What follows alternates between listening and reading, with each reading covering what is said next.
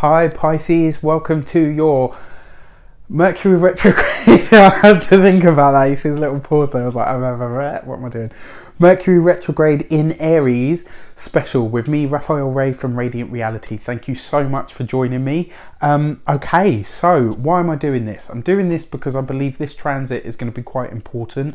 I think it's actually going to be quite instrumental for a lot of the big changes that happen for everybody this year. Although we've got Saturn and your original ruler Jupiter going retrograde in this year, those are going to be big sort of overarching themes that take place over this year. And so, you know, for me personally, this, you know, the Mercury retrogrades are short, sharp. They get in there, they do their thing, and then they get out. And I kind of feel like this one's going to be quite important. It's going to be quite an instigatory or initiatory sort of, excuse me, sort of experience that we have. So, yeah, let's go straight into it. You got Mercury, the planet of communication. Excuse me. Mercury, the planet of communication, emails, text messages, conversations, communication at a daily basis, writing, reading, speaking, social media, all of those things there. It's also, you know, the planet of siblings, the planet of co-workers, colleagues, you know, work colleagues, neighbours even, and, you know, it's the everyday communication that we have with these types of people and with the world at large as well. So Mercury in the sign of Aries, and then Aries itself is about assertion, willpower. It's about how we direct ourselves. It's about how we stamp out who we are and say, this is me. It's about how we pioneer ourselves. Mercury in the sign of Aries is very much, it talks about how you put your stamp on something, how you are seen to do what, you know, what rather, how you make others see you as you want to be seen, you know, how you define yourself effectively. When Mercury goes retrograde, it talks very much about reassessment, reevaluation, re-examination, going back over things. Now, I've given this analogy in pretty much every one of the other videos. It's, you know, it's redoing something. It's going back over the thought process in your mind and making sure that the foundations that you've laid in a mental sense, you know, in an intellectual sense, are strong enough to bear the weight of what you need to add to them to create what it is that you want in your life going forward. So I guess what I mean by that is, you know, say a cup. You know, that was once somebody's thought, and they put so much thought and time and energy into creating that thing that was going to be able to scoop up the water and get it from here to there without losing any through the fingers. You know, and that was a really strong thought. It was a strong thought because it was born out of need. It's, you know, this Mercury retrograde is going to be asking you to do the same thing. Is your thought construct of what it is that you want to create strong enough? Is it foundational enough to bear the weight of what you're going to need to add to it in order to make it manifest in the world? So that's the Mercury retrograde in my personal viewpoint. So this Mercury retrograde takes place in your second house. So your second house is all to do with your money. It's all to do with your values. It's all to do with your financial life. It's all, but, you know, like I said, it's all to do with your values. And this is asking you to get really, really serious. And more importantly, you know, really, this is asking you to get a hold of your finances, basically. It's asking you to get a real good handle on what you think about money, on what your thought process is around creating and generating money, about how you value money. Do you value money, or is it just something that you have to have? Or, you know, are you one of these people like, oh, it's just a necessary evil or whatever? I've got some notes here, so let's have a look what else I want to add to this. Going to see you really making clear definitions about what is important to you, and this comes into the values aspect, because the second house isn't just about the finances in life. It's not just about the money and the materials.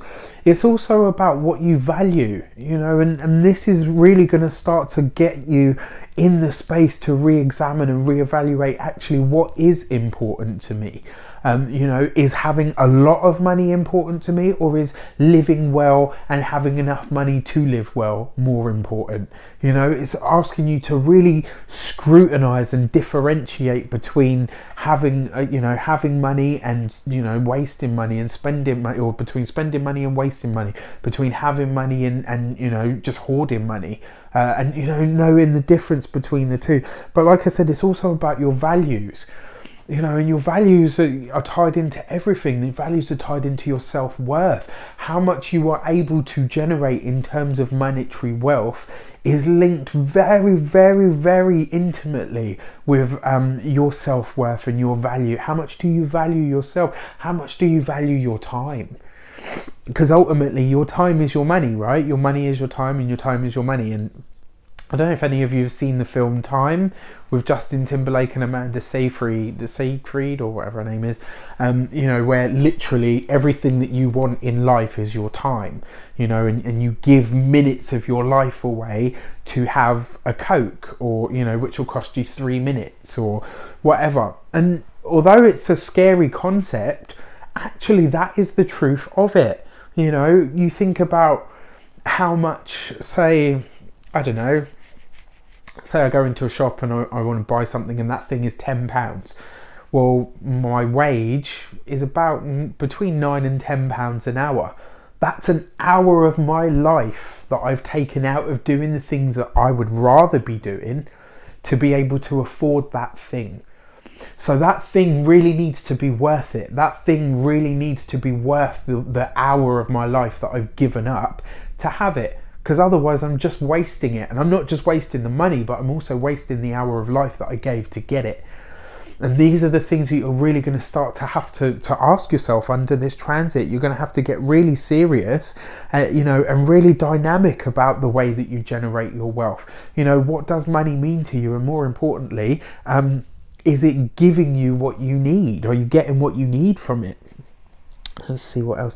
What you truly value and how it has an impact on what you are able to gain. So, you know, that again feeds into this same idea. So, you know, once you work out what you truly value and what is valuable to you, and whether you have enough self-esteem to see yourself as valuable, you'll then start to see, actually, you know what, when I see myself in this light, I'm able to gain more of this. When I see myself in that light, I'm able to have more of this. You know, the better you feel about yourself, the more you will the more you'll see that you are worth. And the more that you see your worth, the more likely you are to say to an employer or to a business partner, I mean, this is more likely you're, you know, an employer, because it's your money and your generated income. But this is about truly valuing yourself enough to say, actually, this is my fee. This is what I want. This is what I believe is enough for the time that I expend or give away or give up in order to create wealth or to generate money or finances.